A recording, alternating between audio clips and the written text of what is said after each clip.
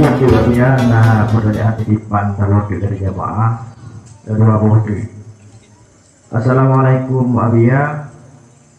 Istri sedang menyusui, lalu dia mengandung lagi dalam keadaan menyusui.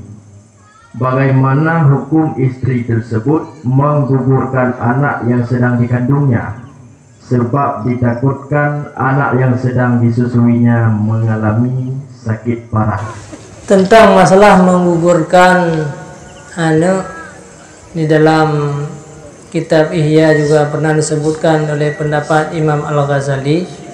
Maka anaknya golong bernyawa, golong umur sirtuh 20 uro, yaitu maka hukum menggugurkannya makruh.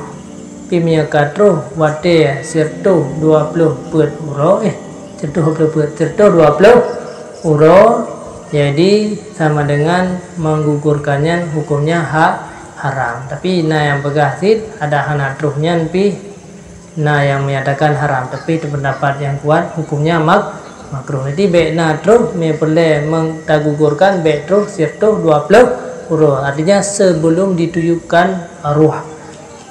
Kemudian tentang masalah mudarat bayi kadang-kadang dan sebagainya, harus konsultasi dengan ilmu kedokteran atau dokter ile menjadi pegah oleh dokter bahwa bahaya dengan gara-gara mengandung yang bahayanya bisa bahaya mak ataupun anak nyan ka dibolehkan karena nyan ka ruksah. Jadi hukum dasar tetap apabila anak terus itu 20 euro makruh, menyangka terus itu 20 euro haram, nyan hukum dasar. Tapi menyangka mudarat nanti maka untuk kepastian mudaratnya harus ile konsultasi. Jadi baik langsung cok di hukum kerode nyo sang mudarat bayi nyo kadang parah ini tu kaije susu adanya kan cerita jamun kan.